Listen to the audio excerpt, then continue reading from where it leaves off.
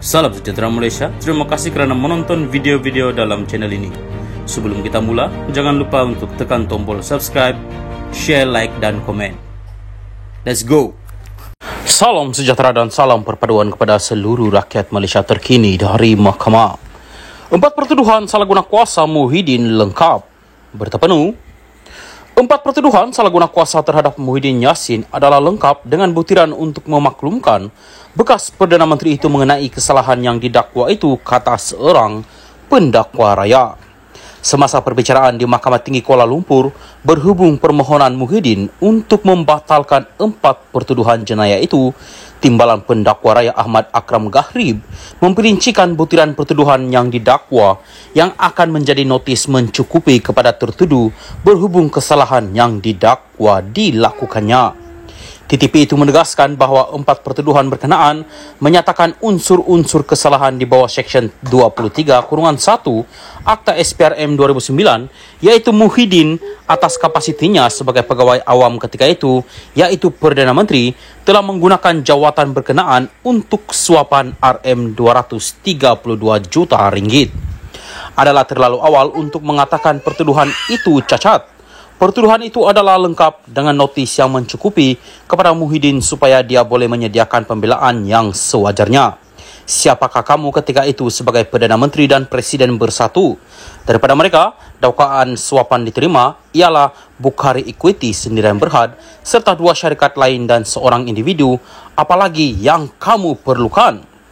RM200 juta itu dan tarik antara 1 Mac 2020 dan 20 Ogos 2021 adalah khusus. Kamu Muhyiddin sepatutnya tahu apa yang kamu lakukan ketika itu.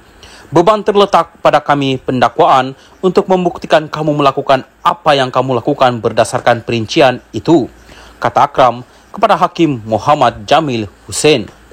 Muhyiddin memfailkan notis usul untuk membatalkan tuduhan itu pada 18 April lalu dengan menamakan pendakwa raya sebagai responden.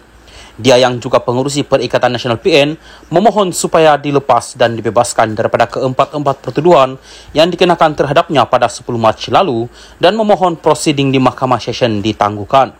Melalui afidavit sokongan difailkan bersama notis usul itu, dia mendakwa 4 tuduhan adalah cacat dan tidak sah di sisi undang-undang kerana bercanggah dengan Seksyen 152 Kanun Acara Jenayah. Katanya, ia berikutan tiada mana-mana satu pun daripada tuduhan terbabit mendedahkan kesalahan mengikut Seksyen 23-1 Akta SPRM. Muhyiddin 75 ketika menjadi Perdana Menteri ke-8 didakwa menggunakan kedudukannya untuk suapan berjumlah RM232.5 juta daripada 3 syarikat, iaitu Bukhari Equity Sendirian Berhad, Nepatris Sendirian Berhad dan Memfo Sendirian Berhad serta Azman Yusof bagi parti berkenaan. Dia dituduh melakukan perbuatan itu di Pejabat Perdana Menteri, Bangunan Perdana Putra, Pusat Pentadbiran Kerajaan Persekutuan di Putrajaya antara 1 Mac 2020 dan 20 Ogos 2021. Salam sejahtera dan salam perpaduan kepada seluruh rakyat Malaysia. Berita panas hari ini bertajuk Lupus Hutang Peneroka PN Tak Bentang dalam Belanjawan, tegas Anwar. Berita penuh. Perdana Menteri Anwar Ibrahim kekal dengan pendiriannya yang mendakwa bekas Perdana Menteri Muhyiddin Yassin tidak pernah melaksanakan langkah untuk melupuskan pinjaman peneroka Felda berjumlah RM8.3 bilion ringgit. Anwar berkata memang terdapat persetujuan untuk memansuhkan hutang peneroka Felda, tetapi peruntukan itu tidak dibentangkan dalam belanjawan negara pada 2021 dan 2022. Pengurusi Pakatan Harapan itu berkata dia meluluskan pelupusan itu pada penghujung Jun tahun ini. Saya bagi contoh, memang ada persetujuan dulu, tetapi tak selesai belanjawan 2021 di bawah PN 2022. PN tak ada peruntukan untuk menyelesaikan dan melupuskan hutang Felda. I stand by this record. Hanya dalam belanjawan madani untuk 2023, saya mula serahkan RM990 juta peruntukan awal untuk melupuskan hutang Felda yang hutang peneroka jumlahnya RM8.3 bilion ini, katanya pada Majlis Temu Anwar di Kedah hari ini. Muhyiddin baru-baru ini membidas Anwar kerana berbohong berhubung langkah kerajaan melupuskan hutang peneroka Felda. Dalam satu kenyataan, Muhyiddin berkata hutang Peneroka sebenarnya sudah dilupuskan oleh kerajaan pimpinannya pada 2021 lagi. Anwar menuduh saya tidak melaksanakan pelupusan hutang Peneroka Felda. Ini satu pembohongan besar. Pelupusan hutang Peneroka Felda telah pun dilaksanakan ketika saya menjadi Perdana Menteri. Namun oleh kerana kekangan aliran tunai Felda, kerajaan PHBN tidak dapat melaksanakan pelupusan hutang Peneroka secara berterusan, katanya.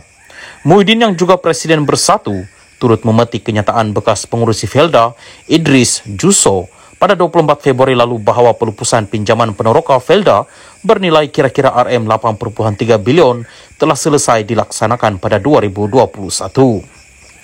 Kementerian Kewangan pada 28 Jun lalu mengumumkan telah perjanjian melibatkan jaminan kerajaan kepada Felda untuk menstruktur semula pinjaman agensi itu melalui terbitan sukuk dan kredit pusingan dalam usaha memulihkan kedudukan kewangan Felda. Jaminan kerajaan itu ditandatangani oleh Anwar yang juga Menteri Keuangan. Kementerian itu berkata sebahagian besar daripada penstrukturan semula itu adalah untuk mengurangkan prinsipal hutang Felda dengan institusi keuangan sebanyak RM7.9 bilion ringgit. Penstrukturan semula itu juga mengurangkan kos keuangan Felda terhadap kadar faedah yang dikenakan serta membolehkan Felda memberikan pemansuhan 80% hutang Peneroka berjumlah RM8.3 bilion yang dilaksanakan pada 2021.